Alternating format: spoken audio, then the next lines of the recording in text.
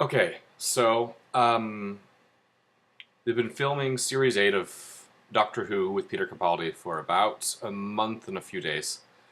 Um, a month and 3 days. And so, being that we still have a whiles to wait before Series 8 premieres, I thought that I would make a video ranking every single Matt Smith episode, all 44 of them. I'll be counting the Christmas specials and the 50th and that stuff. Um, so um, that's a really nerdy thing to do. And I thought it'd be a really good thing to do since I don't put anything on my YouTube channel anymore. Uh, so I am apologetic to do this to Mark Gatiss, who's kind of a genius writer, but the all-time worst Matt Smith episode is The Crimson Horror. It represents everything that I don't like about Doctor Who. Really inconsistent writing. The characters seem to constantly be changing based upon the scene, acts in the same way as they did earlier in the episode. I think it's probably the only 11th Doctor episode where I think Matt Smith gives a really bad performance, unlike his usual amazing performances, which he gives in the rest of the show. It's sloppy, it's messy, it's badly paced, it's confusing, it's too creepy for kids and too stupid for adults. Um, the villain is just one of those. It's kind of something that you saw a little bit too much of Russell T Davies' time as showrunner, where the villain was just crazy and then oh, the crazy things. Oh, it's evil because he's crazy. He's mentally in need of help. So, sorry, Mark Gatiss. Um, the second worst episode was written by Stephen Thompson, The Curse of the Black Spot. Um, I did not enjoy the episode. I didn't understand why we were supposed to go on this long sort of rigmarole about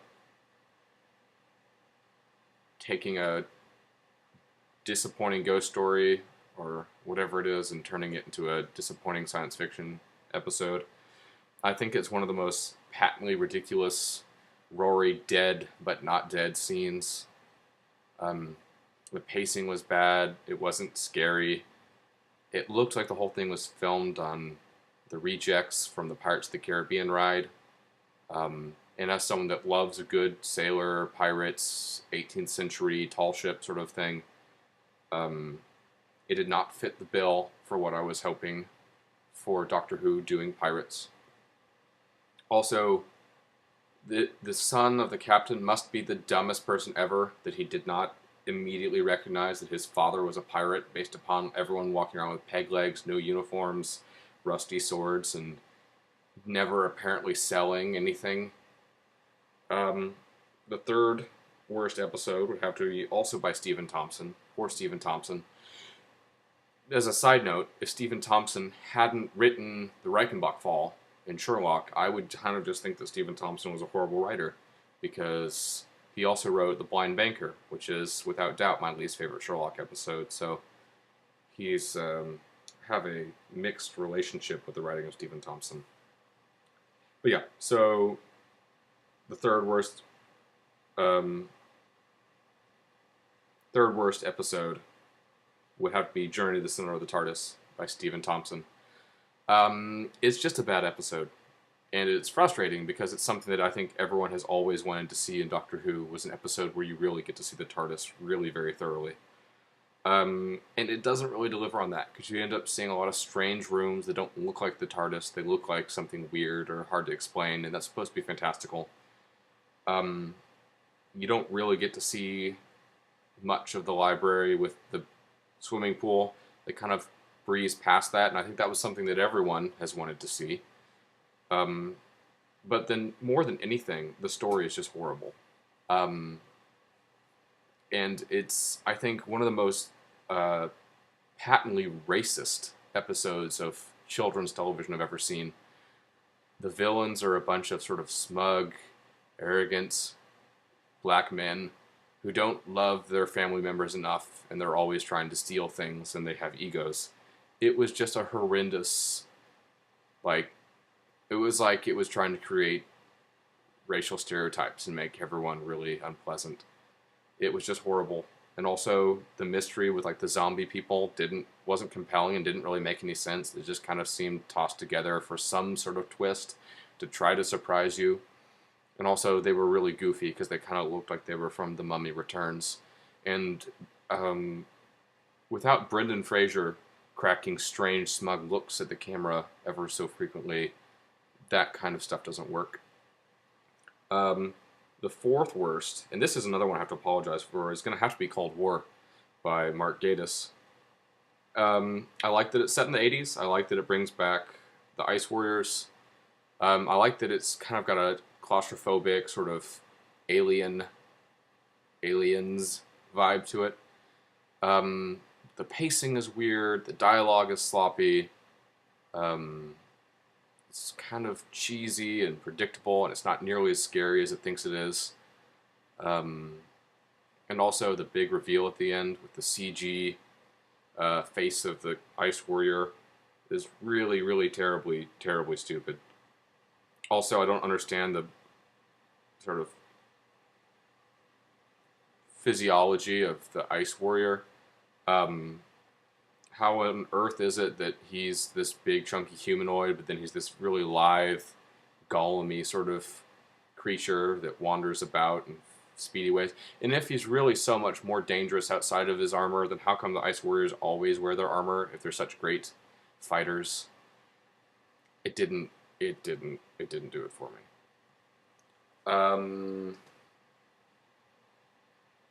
Oh yes, the fifth worst episode. This is, sorry to say, is Time of the Doctor by Stephen Moffat. I am actually a Moffat fan. I'm also a big 11th Doctor fan. But I found that farewell to Matt Smith to be entirely messy. The jokes with the weird nudity church thing and the random inclusion of like dozens of popular villains which didn't have any role in the story. It was just a mess. Also, what you see in that episode is you see the Doctor spending a large chunk of time in one place, which causes him to change and grow and age and become very different by the end of the episode, which is nice in its own way. If this had been an episode, just an episode, in the middle of the show, it would maybe have been really satisfying to see that kind of change. But the problem with it is that what happens is that we don't say goodbye to the 11th Doctor. We say goodbye to the 11th Doctor that the 11th Doctor became over the course of that 45-minute long Christmas special. And so I didn't get a proper goodbye to the character in the same way that you do with David Tennant, who was given a lot of time, and they said goodbye to the particularities of his personal version of the Doctor in a way that Matt Smith didn't. They kind of slapdash threw in fish fingers and custard. They kind of arbitrarily tossed in the really unsettling cameo by Amy Pond. They had like a thing with the bow tie where they highlighted the bow tie, and for some reason he wears those same clothes that he wore in the Christmas special, which I don't think anyone was particularly attached to his Christmas special costume. But anyways, it was messy, and it rushed conclusions to a lot of big questions. I'm glad to know that Stephen Moffat had some answers to those questions, and he actually started giving them after 3 years of not letting us know. But too little, too late in that regard. And so that happens to be my least favorite Stephen Moffat episode ever. Followed in sixth worst by The Doctor, the Widow, and the Wardrobe. Starts off on a great note. The idea of doing a Doctor Who episode sort of based around the idea of Narnia is nice, since Doctor Who has always had an inspiration from Narnia, which is, I think, very obvious. And they kind of nail that feel and that vibe early on. Those scenes with the 11th Doctor showing the family all the different modifications he made to the house are really funny and really clever and really show his character in a great way. And that's all really good. And there's a lot of magic to that. I really love that bit where the girl comes up the stairs and says, "So you were lying about the Panthers?" And he says, "Famous last words." I think that's a really funny line. That it suits the character. It's a good gag, um, and it's in the second half when it wanders into this strange, poorly paced uh, mess of a thing where you kind of go from subject to subject without much explanation, and we're supposed to be kind of satisfied with that. Um, the mother, who's clearly supposed to be the strong sort of heroine of the story, ends up just kind of seeming like an odd, confusing, hard to read person. I don't really understand her motivations or why she does the things that she's doing. And I think that's an episode that highlights some of the weaknesses of Stephen Moffat, both in pacing and also favoring interesting visuals and surprising concepts over plotting out a cleaner, simpler, less cluttered story. One of the great gifts of Moffat is that he loves to throw in as many fun things as he can into a story, and he'll really give you a lot to chew on in one 45-minute time block. But at the same time, too much novelty can end up seeming like filler if not well handled. And I think that the Doctor, the Widow, and the Wardrobe is an example of that. So I've so far been saying ranking them backward, going sort of first worst. But so least good, Crimson Horror 44, 43, 42, 40, 39. So we're going to go forward now. Starting in 38th place, for 38th best, is Cold War by Chris Chibnall. Now, actually, a lot of people disagree with me about this one. A lot of people really love this episode. And I understand because it's got some really great material in it, really inspirational. It's more in line with Russell T Davies' era of Who, where it's a lot more sort of democratic about who you listen to. Deals with a lot of fascinating ideas, but ultimately is brought down by a sort of a sloppiness of solution, where ultimately sort of there's an impasse due to violence, which leads to sort of a strange ending where the Doctor actually is kind of violent. Also, a really obnoxious use of the sonic screwdriver. Apparently, the sonic screwdriver, which is, as the War Doctor says, not a water pistol, can be used as a weapon if you get the right frequency. It's just one of those times the screwdriver is the show's worst enemy because it trivializes the scenarios that they're in. Also, the villain, this Silurian, who's the baddie of that episode, just it's obnoxious characterization, just angry, villainous, totally unwilling to listen to reason, and even when progress seems to be made, is apparently against progress at all cost. It's a frustrating episode. At 37, this is the one that probably hurts me the most. To put this one so low really hurts me. But at 37th out of Matt Smith's 44 episodes, I have to put Nightmare in Silver by Neil Gaiman.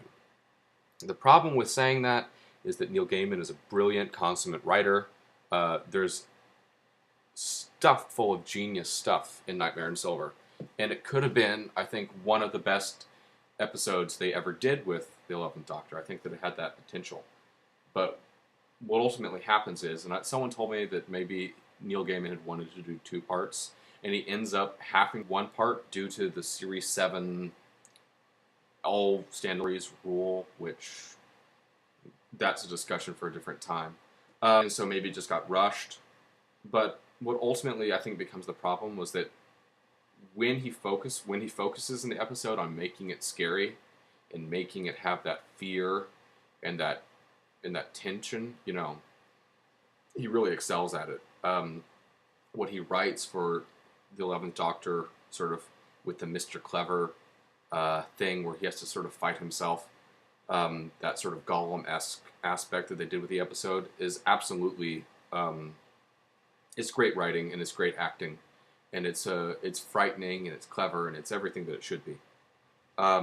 They give Clara a bigger role in a way that really works. That's one of those episodes where, after seeing Clara as kind of the generic pretty girl companion, that's one of the first episodes where she has a personality other than just being the strange, overly flirty barmaid. Um, and so they start to develop who she is, her slight sort of obsessive compulsive tics and things like that, which ultimately become what makes her character work. Also, it's just a great setting. It's really funny, an old sort of future space amusement park. It's very classic Who in that way. What didn't work was those two child actors who were written some terrible dialogue and did an even worse job of delivering it. And then the tonal shifts to go from sort of strange, I don't know, Archie and Jughead kind of slapstick goofball comedy where the army is just super unprofessional and they're dressed in these ridiculous distinguishing characteristic bit glasses and stuff like that. And then to go back to scary, it just becomes a weird mess. And pacing wise, it has this strangely rushed conclusion, and also it's kind of hard to understand all that's at stake. What I will have to say is that Warwick Davis is an absolute, revelation in that episode. The man needs to be given more meaty acting parts, because whenever he's given any real acting that doesn't just reduce him to being a person of smaller stature, he excels at it. He's a great actor. And I would love it if he came back for future Doctor Who episodes in the same character, and maybe made that whole revelation at the end make a little bit more sense. But overall, as far as a completed piece of a good Doctor Who story, Nightmare in Silver is too messy to rank any higher, in spite of its immense genius. Okay. Next we have Vampires in Venice by Toby Whithouse. This one has the exact opposite problem of Nightmare in Silver. This one doesn't have nothing about it is particularly bad. It's not a terrible episode. There's no point at which you just cringe at it. It's decently well paced and adequately thrilling.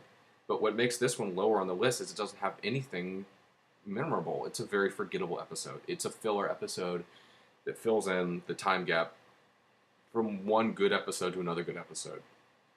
Series 5 is, I think, of New Who, probably the best series.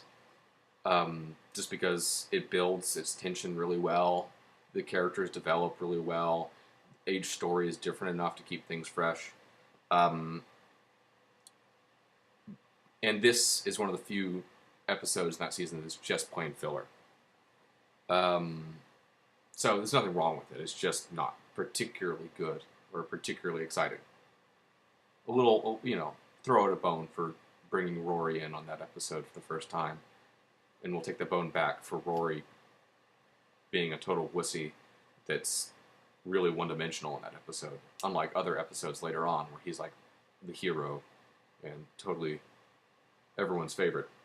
Above that has to go the Rebel Flesh, which was the first part of a very decent 2-part episode. But unfortunately, the first part gets caught up in setting up the second part too much, because this is the first part, and the second part is better.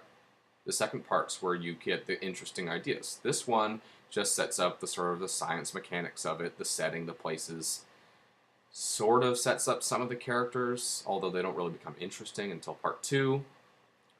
And that's that. So, and 34th spot is The Almost People, which is part 2, also by Matthew Graham, like Rebel Flesh. This is the much more interesting one. This is the one that establishes the question of the two doctors that are similar, almost identical. The moral questions of how do you decide whether someone's on your side or not. The question of sort of what makes someone human. It's a lot more drama. It's a lot more well-paced. It's a lot more surprising and interesting. The Almost People, the second part of that 2-part story, is just the much better story of the two. Okay.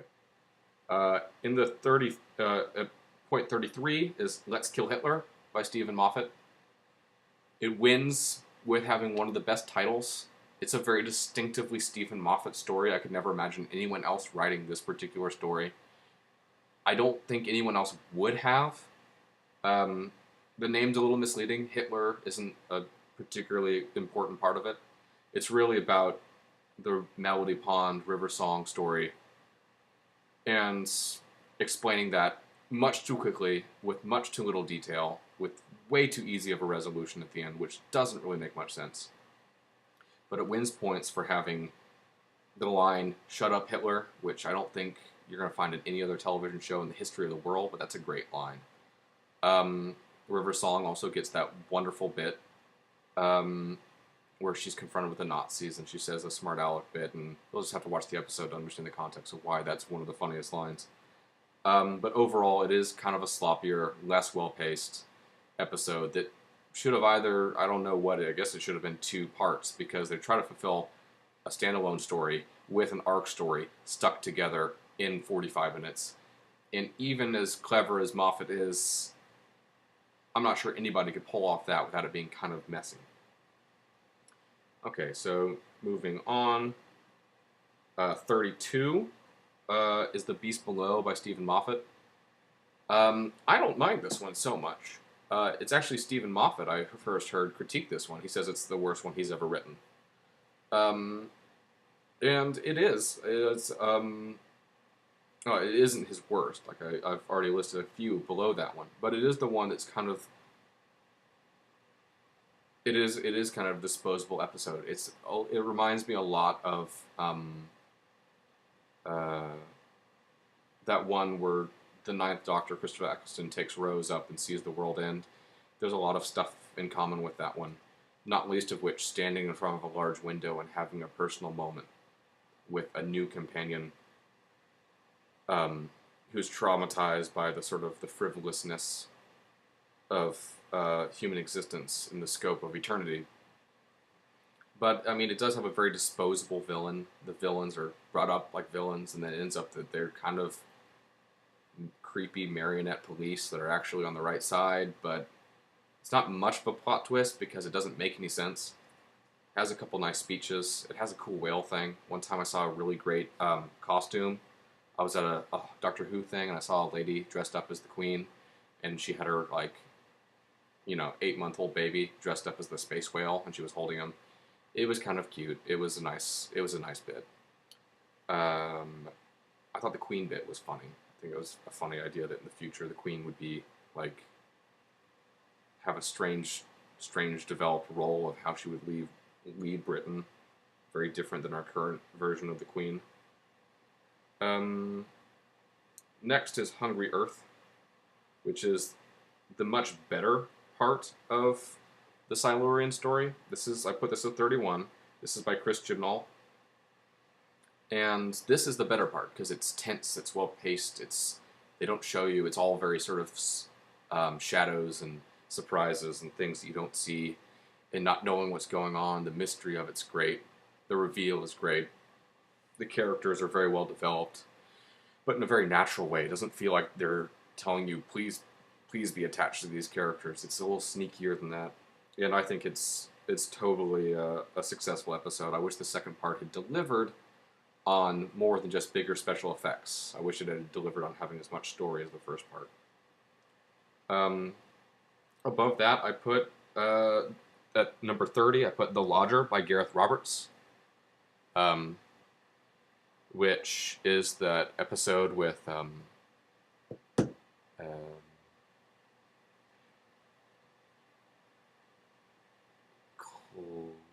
Clive, whatever his name is, the normal human guy. It's a clever one. It's a funny one. It more plays to the humor and the character than to the actual science fiction. The actual science fiction mystery kind of doesn't make that much sense. There's a strange, quasi-TARDIS on the second floor, and the second floor isn't really there. And it's trying to get home, and so it's trying to find a pilot, and so it's making itself look like creepy little girls and seducing people to go upstairs and try to pilot it, and then they can't because their brain will be fried.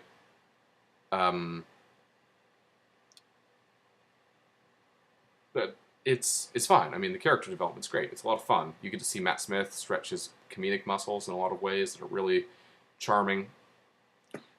And it's a very middle of the list kind of episode, and that's why it's in the middle of the list. Also in the middle of the list, also by Gareth Roberts, is Closing Time. At number 29 is Closing Time. That's actually where we get to meet the same character again, and see the interaction with him and the Doctor again. And it's similar in a lot of ways. The science fiction elements are nice, but a little bit thin, and they don't make as much sense as you maybe would like. There's a lot of chemistry between the Doctor and the guy. And this one, you have the baby, you have those great lines about Stormageddon, Dark Lord of All, not mom, and peasants. A lot of really funny stuff in that, but ultimately, it is a filler episode, which I think everyone really likes. I don't know anyone that really hates that episode. It's just I've never heard anyone say it was their favorite episode. At number 28 comes a very frustrating episode, which is The Wedding of River Song by Stephen Moffat. If you were just to take the highlights of that episode, it would be one of the best Doctor Who episodes of the Revive series, because it's got a lot of great stuff in it. If you take the fact that it's more or less the same science fiction problem that they had in the season finale of season 5, and that it's rushed and confusing and highly convenient, the resolution kind of just happens, then it's a lot more frustrating. It probably, if there had been some more mechanics to solving the mystery, and if they had stretched it out to 2 parts, it would have maybe been a real masterpiece. But instead, it's just that episode which had some great scenes and some great visuals, and ultimately comes down to being just somewhat of a letdown after a high expectation to some of the other things in the season. Series 6, people oftentimes criticize it. I don't think they would have criticized it if Wedding of River Song had been a 2-part episode and it had a little bit better answers. Ultimately, though, Time of the Doctor does give you some of the answers that you thought you were owed from Wedding of River Song. And so, I guess Time of the Doctor makes that better. But yeah, the wedding scene's great. It's too bad it's not a real wedding. Okay. Moving on, we have The Snowman at the 27th spot by Stephen Moffat. This is a similar situation. There's a lot of fun stuff in here. There's actually some really great ideas in that one. I really love the clever bits with Clara knowing that the TARDIS is hiding because he gave her an umbrella. I love the TARDIS on the cloud thing. I love the redesign of the TARDIS. I love seeing all the grief that the Doctor has after losing Amy and Rory and seeing how much that has affected him. I think that's enough to make it not be at the bottom of my list. That being said, as exciting as it was to see the return of the Great Intelligence, it was a mediocre return of a great Doctor Who villain from Classic Who. It could have been a lot better in that regard. Also, taking someone as talented as Richard E. Grant and giving him such a generic villain, it was a little bit of a crime. Because he makes the villain seem scary, he sells it, but it's a really, really boring villain. It's just a bad guy. He's just bad. You know, he just likes being bad and being mean and hurting people and stuff. And that's one of the big problems with that. Also, as much as everyone loves Vastra and Ginny and Strax, honestly, particularly Strax, you know, nothing wrong with Ginny and Vastra, but people like Ginny and Vastra because that means you get to see Strax. I don't think anyone was really ready for their amount of involvement in that episode, and I think it kind of caught everyone off guard. Because we were treated like we were already attached to them, and they were fairly new characters by that point. But, you know, in retrospect, when you rewatch the episode, you're like, oh yeah, old friends, right? So it works then. At number 26 is The Power of Three by Chris Chibnall. I like the episode. It's kind of a filler episode. It's the only kind of filler episode from Series 7, Part A, which was otherwise a very driven, half season.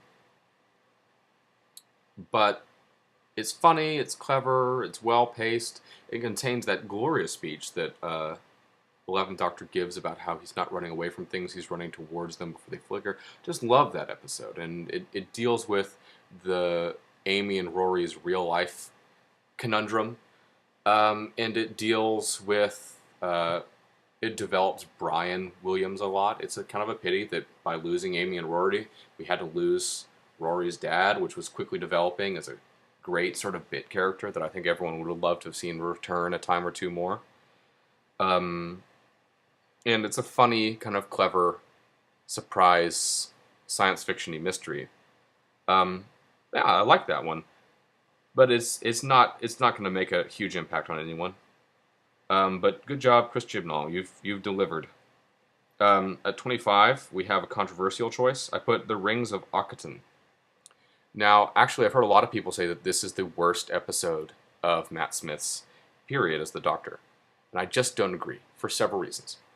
First of all, you have to... There's that speech that he gives, which is an absolutely great speech. And every single tribute video to the 11th Doctor contains clips from that speech.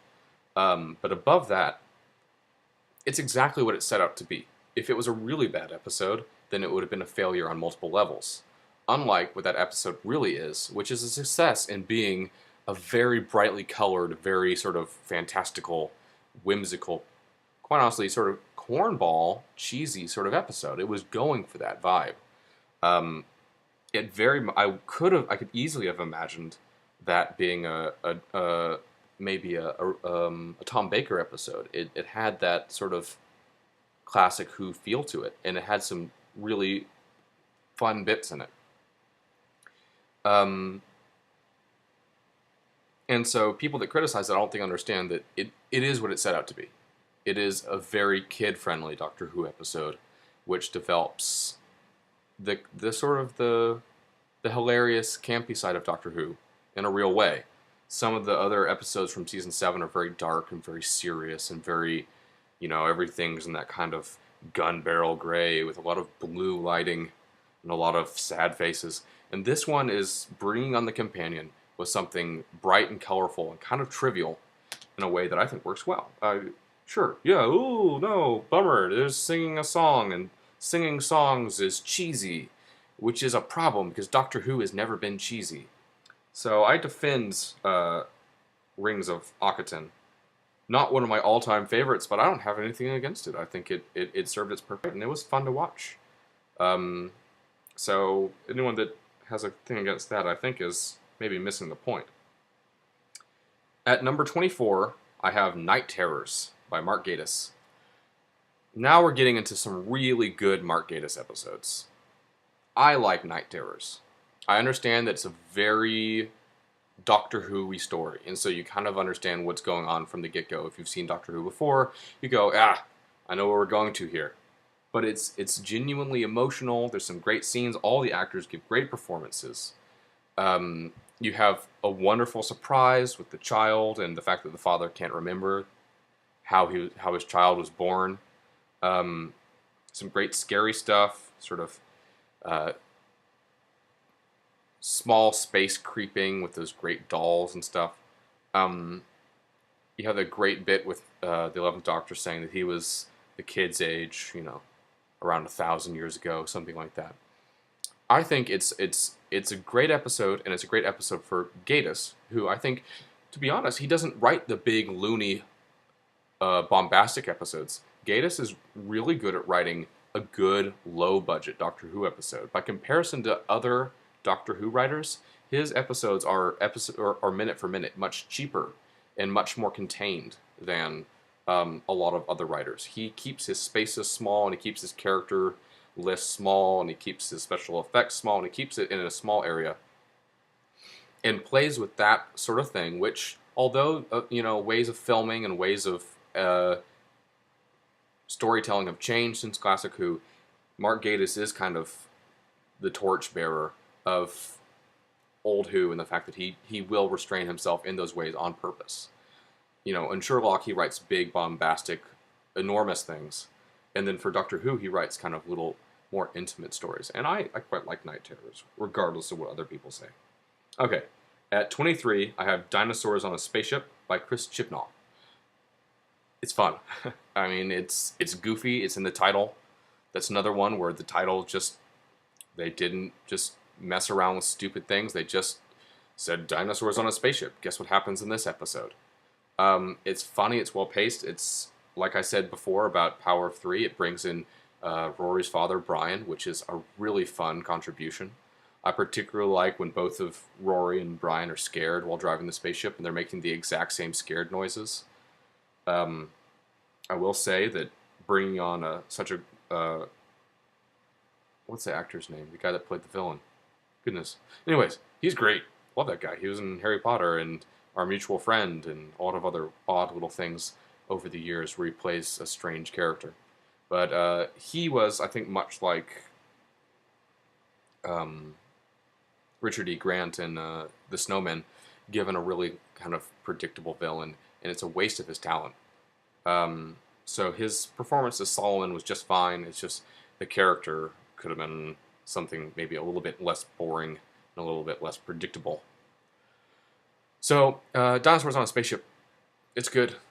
Series 7 Part 1 doesn't have any particular stinkers. Well, with one exception. Which is actually, that exception is what I'm coming up to next. At 22, which closes out the first half of this list, is A Christmas Carol. No. At 22 comes The Angels Take Manhattan by Stephen Moffat. This is, I think, widely considered one of the most frustrating, most sort of typical Moffat episodes when people complain about Moffat, as they seem to always do with these long tirades about how he's like the devil or something. They always point to episodes like The Angels Take Manhattan. It's an episode where he's ending his time with some popular characters, and so he chooses the Angels, which is one of his sort of go-tos.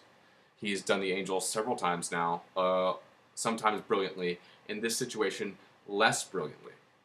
The big problem with this one is that after spending 2.5 seasons with the Pawns, this just seems like a really sudden and clumsy send-off. It's one episode, which again would have been great as a 2-part episode if you'd just given it a little bit more time to develop it and make it seem a little bit less of a, well, they're gone sort of thing. But the big problem with the episode at the end of the day is it just shoots for emotion. The only thing that Stephen Moffat was writing for in that episode was emotion. He wasn't writing for logic or rules or mysteries. He was just trying to get you emotional. He does that all right. It gets you very emotional. It's two people that you love put in very emotional situations with great performances. And at the end of that episode, you don't get to see them again. Pretty much ever. In the next 30 years, we might get sort of Sarah Jane Smith come back for any one of the particular companions. They might be on the short list for that. But barring that possibility, that's the end of what was, I think, a big era in New Who, in all of Doctor Who, really. So that is sort of the middling episode of all of Matt Smith's run. It's not bad. Well, it is bad. No. It's a bad episode that hits all the emotional buttons. So, as an episode of story and plotting and sort of that sort of thing, it's kind of terrible. As an episode which gives you emotions and great supply, it's a little bit better. I do love the bit with the Yowza pot and the whole thing, but that's not really a compensation for somewhat lazy writing in other areas. So that's part 1. That's the bottom half of the list. So we can consider those kind of the lower end. I had some really positive things to say about some of those. Some of those are actually episodes I really like. But they're not in the top section. So I'm gonna come back with the second part. We're gonna do the top 22 best Moffat episodes. Well, the best best 11th Doctor episodes, and we'll go from there, and hopefully we'll get a little bit more praise and a little less criticism. See, in second, part 2 is going to be probably a response to this video. So, like down here, underneath the video, or maybe along the bar, so you can click on it and you can hear what I have to say about the second part, which is not in this part because it's in the second part, which I'm about to record on a second video and then put up on YouTube so you can see it. See you in a sec.